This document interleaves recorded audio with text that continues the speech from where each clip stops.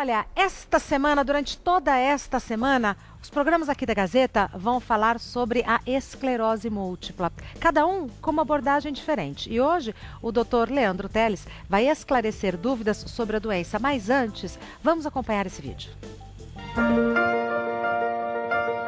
Nem sempre com sintomas evidentes. A esclerose múltipla é uma das principais doenças neurológicas que se tem conhecimento. Fadiga, formigamento nas pernas e pés e dificuldade para caminhar são alguns dos sintomas mais comuns. Estima-se que existam mais de 2.500.000 portadores no mundo. Aqui no Brasil, segundo dados da Associação Brasileira de Esclerose Múltipla, ela acomete cerca de 35.000 pessoas.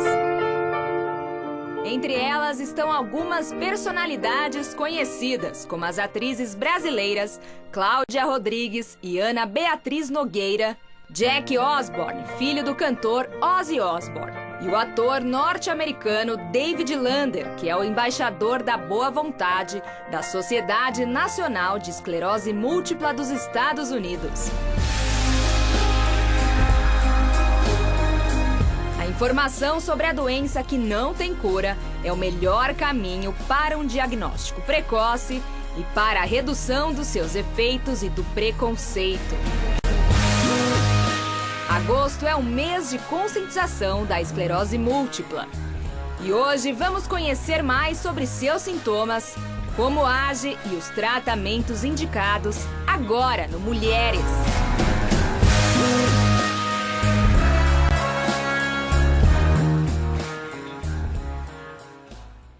É chamado Agosto Laranja por conta da esclerose múltipla. Exatamente. Dia 30 agora é o Dia Nacional de Conscientização. Quinta-feira. Quinta-feira. Então a gente vai fazer essas ações começando hoje e a gente chama de Agosto Laranja. Laranja é a cor que simboliza a conscientização em esclerose múltipla. Tá. Doutor, por acaso você já viu um espetáculo chamado Se Fosse Fácil, Não Teria Graça? Ainda não assisti. É um espetáculo interessante, lindo. Tá aqui perto, inclusive. É em São Paulo, né? Tá aqui na Vila Madalena, né? Tá na Vila Madalena e o sujeito, o ator, tem esclerose múltipla. Então eu relato... É o Nando Me foge Bolognese. o nome dele. Isso mesmo. Nando Bolognese. É um portador de esclerose múltipla que virou ator, cômico e dramático também. E parece que é muito bom esse espetáculo. Pois não assisti ainda, mas gostaria de assistir. Vale a recomendação. Vamos então para alguns mitos sobre esclerose múltipla. A doença é muito rara e acomete apenas mulheres por volta dos 40 anos. Não concordo com essa frase. A doença ela é relativamente rara, mas não muito rara. A gente falou 2,5 milhões de pessoas no mundo. É muita gente. Muita gente. No Brasil a gente estima em torno de 40 mil, mas a gente não tem um dado oficial do Brasil. A gente tem dados um pouco setorizados, ainda dispersos, né? Sabe que é a segunda causa de incapacidade neurológica em jovens. Depois do traumatismo craniano, vem a esclerose múltipla. Então é uma doença que merece o protagonismo que está recebendo aqui pela Gazeta. Doença extremamente importante. Vimos pessoas famosas, e ali são exemplos, mas tem muito mais, né? Agora, outra coisa, ela não pega só mulheres. Pega mulheres e homens, ela é mais comum em mulheres, 2 a 3 mulheres para cada homem, mas pode acontecer com homens e mulheres. Pode começar em qualquer idade, até na infância, mas o mais comum é que começar dos 20 aos 40 anos. Então, dos 20 aos 40 anos, uma doença neurológica crônica que pega jovens, então ela é muito importante. Porque é diferente de falar de uma doença que começa aos 80 ou aos 90 anos. Então a importância da doença não é só no número de portadores, mas no impacto, no rendimento e na qualidade de vida. Porque é bem na época produtiva da vida. Na época que a pessoa está no auge educacional, social, profissional, produtivo. Então às vezes o diagnóstico ele cai como uma bomba. Então é importante ter informação para que o paciente não sofra 2 vezes. Uma pela doença e outra pelo preconceito. E aonde não tem informação, cresce a ignorância e o preconceito. Perfeito. Mais um mito sobre esclerose múltipla. A esclerose múltipla é uma doença neurológica degenerativa e rapidamente progressiva. Não concordo com essa frase. A esclerose múltipla é sim uma doença neurológica, pega o sistema nervoso central, cérebro, medula e nervos da visão. Então ela não pega aqueles nervos do braço, da perna, os nervos periféricos. Ela pega áreas do cérebro, da medula e da visão, causando inflamações, surtos, focos, onde você inflama uma região, depois de um tempo variável pode inflamar outra região. Então não é uma doença degenerativa, porque degeneração dá a impressão que é uma coisa assim inexorável, que vai evoluir, vai progredir de forma progressiva, não tem o que fazer. Na esclerose múltipla, a gente tem inflamação causada pelo próprio sistema imunológico. Então a gente tem uma doença que a gente chama de autoimune. Aqui a gente fez uma arte, ficou bem bonita. Ficou mesmo. Do lado de cá a gente tem o sistema imunológico, as células de defesa. O nosso corpo tem células que tem que proteger a gente de vírus, bactéria. Ela tem que reconhecer o inimigo. Para atacar. Para atacar. Mas na esclerose múltipla existe um bugzinho. Eles passam a reconhecer uma partezinha do neurônio, que é uma célula importante do cérebro da medula, como inimigo. E ela mesmo, o próprio sistema imunológico, ataca. É fogo amigo. Isso vai surgir uma inflamação, depois outra. Essa inflamação a gente chama de surto. A pessoa manifesta um sintoma neurológico qualquer localizado. Por exemplo? Uma alteração de um olho, uma perda de sensibilidade de uma região para baixo, de um lado do corpo. Isso é um surto. Isso vai durar alguns dias e vai melhorar. E aí a pessoa pode ficar 100% ou com uma pequena sequela. Depois de um tempo pode surgir um outro surto em outra região. A somatória desses surtos é o que vai levar à incapacidade. Vou mostrar aqui, ó, o sistema imunológico vai reconhecer uma região do neurônio importante. Pode passar o próximo slide pra gente? Aqui é o neurônio. Essa é a célula mais importante do cérebro. Cérebro, medula, neurônio. A gente tem 80 bilhões desses aqui, neurônios. Funciona como um fio elétrico. Aqui a gente tem uma geração de estímulo que vai passar pelo fio. E esse fio ele é encapado por uma coisa chamada mielina. Essa mielina é como se fosse o encapamento de um fio elétrico. Isso é um neurônio saudável. Neurônio normal. Na esclerose múltipla, pode passar o próximo slide, o sistema imunológico ataca essa capa. Então o sistema imunológico acha que a mielina, ela está errada, ela é uma bactéria, um vírus, vai lá e ataca, destruindo. Com isso, a condução do estímulo fica prejudicada. Então a pessoa... ela fala, mova o braço e vai ter dificuldade se a lesão ocorreu nesta região. Então, sistema imunológico atacando o encapamento dos neurônios no sistema nervoso central. Essa é uma doença que ela pode acontecer em qualquer região. Então a gente chama de... e são vários surtos. Para dizer que a pessoa tem esclerose múltipla, tem que ter mais do que um surto desse.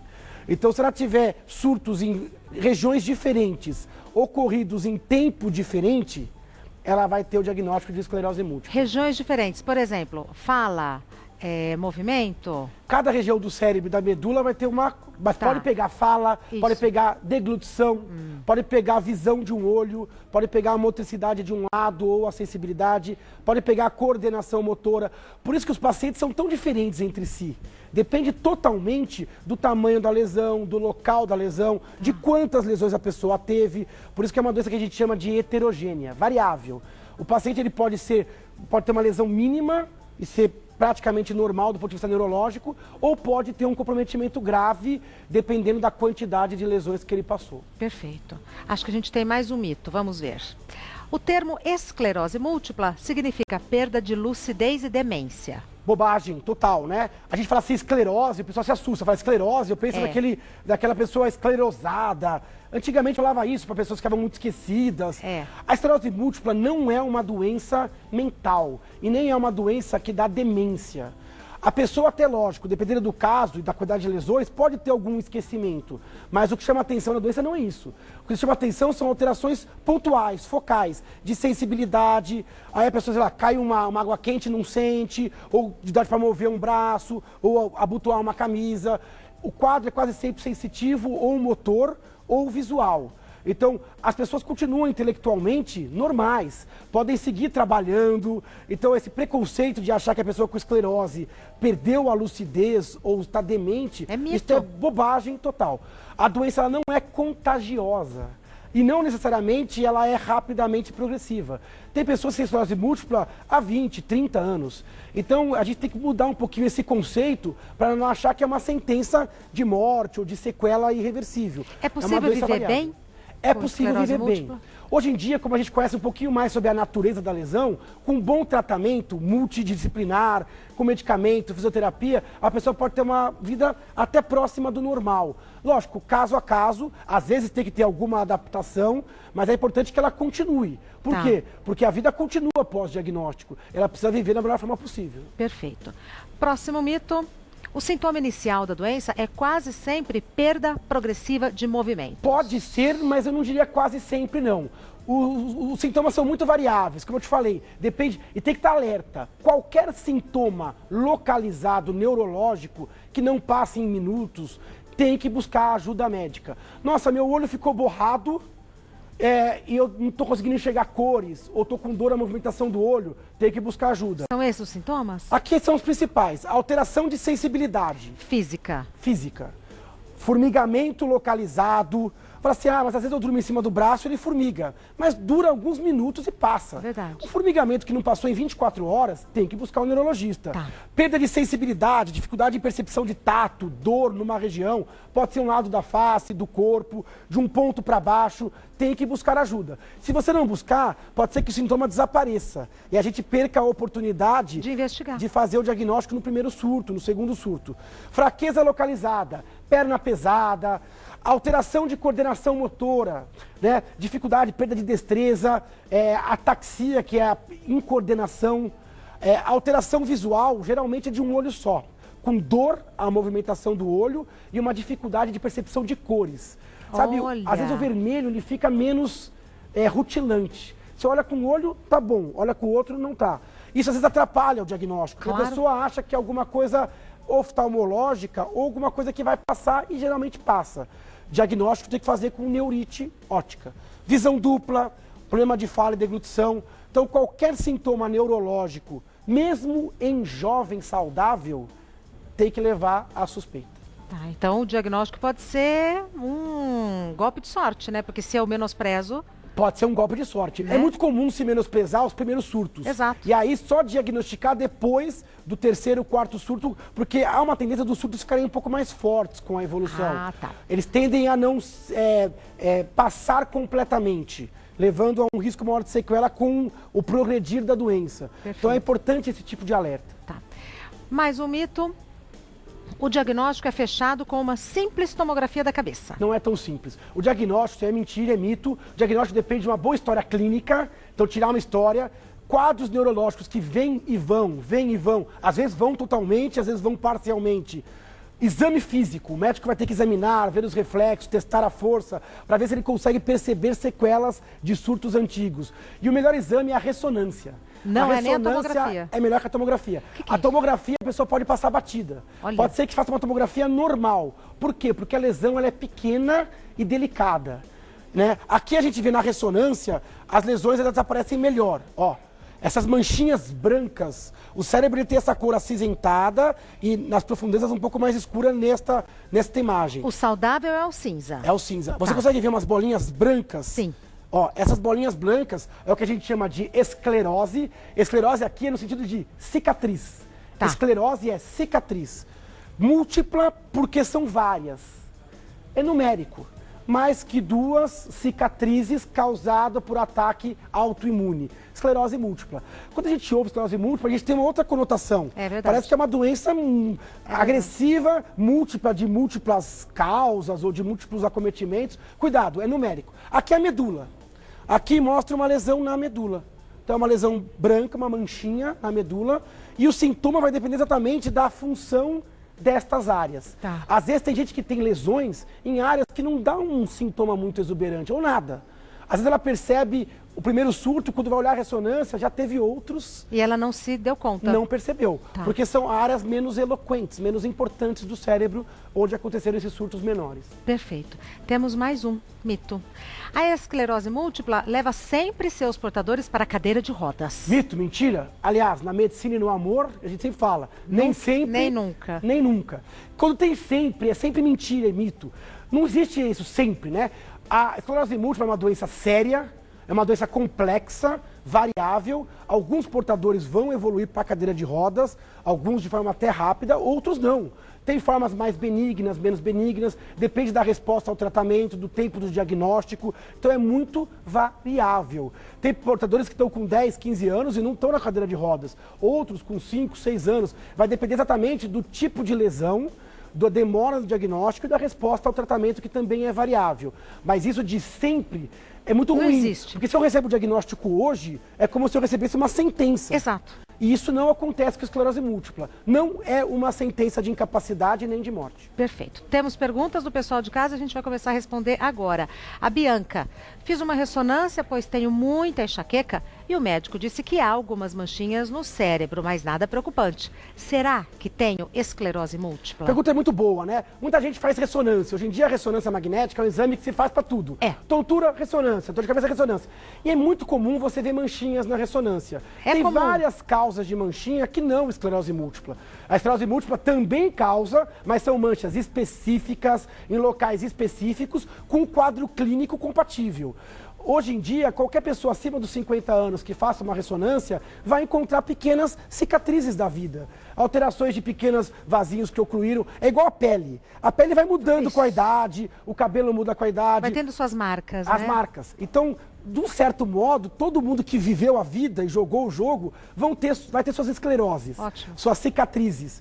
Diferente da esclerose múltipla. A enxaqueca é uma das causas de pequenas manchinhas no cérebro. Pequenas, inocentes. Então, cuidado para não avaliar o exame, achando que o exame é definidor. Quem define é o médico. Tem que procurar ajuda especializada, neurologista, para ver o quadro clínico e que tipo de alteração da ressonância pode não ser esclerose múltipla e com frequência não é. Por isso que eu não abro mais exame. Porque antes eu abria, não entendia nada, ficava desesperada. Agora eu já não abro. A ressonância é um desses, porque a ressonância é muito raro, ela vem assim, normal. Geralmente ela vem com uma alteraçãozinha que o médico sabe julgar se é uma variante da normalidade, porque o envelhecer altera nossos órgãos, né? Mais uma pergunta enviada pelo Marcos. O que pode provocar um novo surto em quem tem a doença? Boa pergunta. A maioria das causas de esclerose múltipla, eles funcionam como surto-remissão. Surto-remissão. Até tem formas raras que a pessoa não tem surto, que ela tem uma progressão, a gente chama de progressiva primária. Mas o mais comum é surto-remissão. Na doença autoimune, o que pode causar um surto? Infecções, estresse, vida muito agitada, falta de sono. Fumo. Fumo. O fumo pode levar, a gente tem relação de tabagismo com esclerose múltipla, apesar de não ser uma relação direta, mas existe relação. Temperaturas extremas. Pessoa que fica muito frio ou muito quente, pode ter mudança da performance neurológica, mas pode surgir surtos do nada. Às vezes o surto ele vem realmente, isso é um problema, porque o paciente ele sofre não só com a doença manifesta, mas ele sofre com uma insegurança de não poder se programar na vida sem saber quando terá um surto. Por isso que tem que ter uma equipe sempre perto e hoje se tem tratamento, tanto para o surto, quando ele já aconteceu, como entre os surtos, para diminuir a incidência desses surtos. Não é um tratamento curativo, mas ele diminui a taxa de surtos, fazendo com que a paciente evolua melhor. Perfeito. Próxima pergunta é enviada pelo Pedro.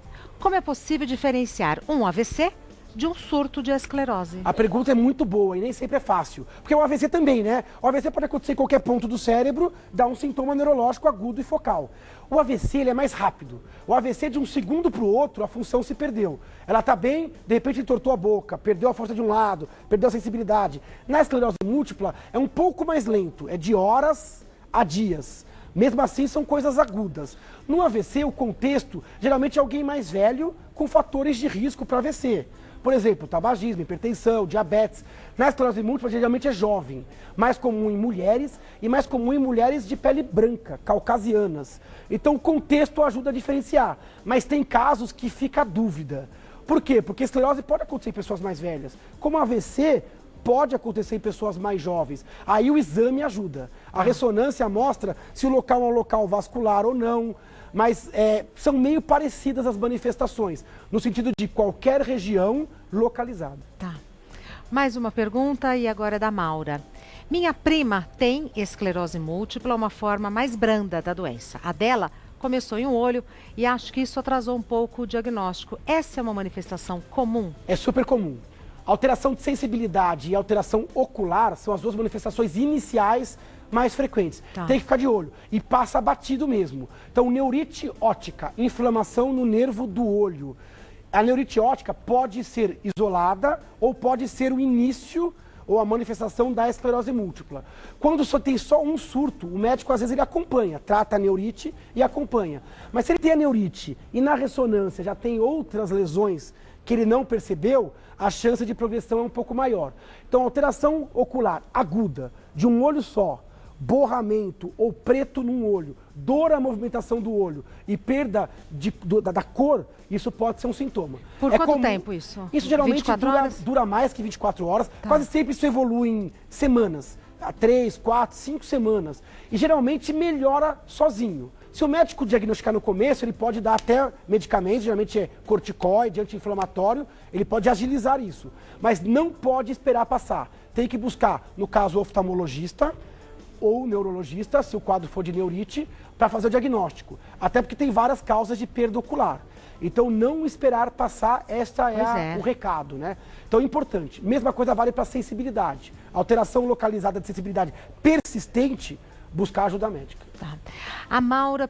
essa já foi. A próxima. Janaína, uma mulher portadora dessa doença pode engravidar? Quais os riscos para o bebê? E eu emendo para a mãe. A ideia sempre é que a pessoa tratada tenha a vida mais próxima do normal. A gente gosta do paciente que está trabalhando, que está se reinventando, pode casar, ter filho, ter neto, vida normal. Na gravidez, de modo geral, as doenças autoimunes ficam mais leves.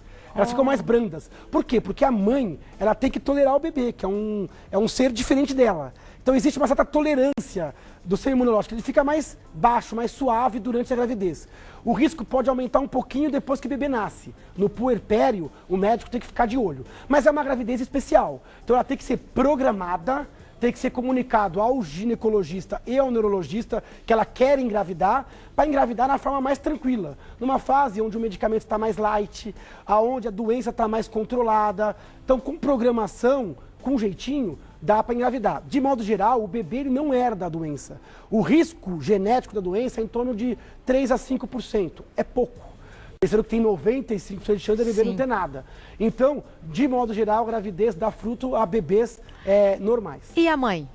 No pós-parto? No pós-parto tem que tomar cuidado com privação de sono, com estresse excessivo, tem que retomar o medicamento e voltar ao neurologista precocemente, mas de modo geral, estando tudo ok, dá para tocar bem. Tá tudo certo. Dá para tocar bem. Tá bom. Nosso querido Dr. Leandro Teles é médico neurologista. O site dele é Leandro Teles, sem nenhuma letra dobrada. leandroteles.com.br, Instagram, @neuroleandro Teles. Da última vez que nós estivemos juntos, você ia sortear um livro seu. Sorteou? Sorteei, foi um sucesso o sorteio. Que legal. E já que você lembrou, eu queria promover outro sorteio. Vamos lá. Então, no Instagram, na nossa foto... Leandro Teles. Leandro Teles. Entra agora lá e pode escrever lá a hashtag esclerose múltipla. Boa. Pra gente levantar o tema. Esclerose múltipla. Quem curtir a foto e colocar essa hashtag vai ganha concorrer o presente. A um livro. Vai concorrer a um livro. Tá, pronto. Vai ganhar de presente o livro. Então, Leandro Teles no Instagram. Isso. O livro é um livro sobre ansiedade, Qual que é é o título? Cérebro Ansioso. Maravilhoso esse livro. Um livro que o assunto é profundo, mas a linguagem é simples. É pra gente entender. Muito obrigada, Eu viu? agradeço. Vai com Deus. Boa semana, viu? Pra nós.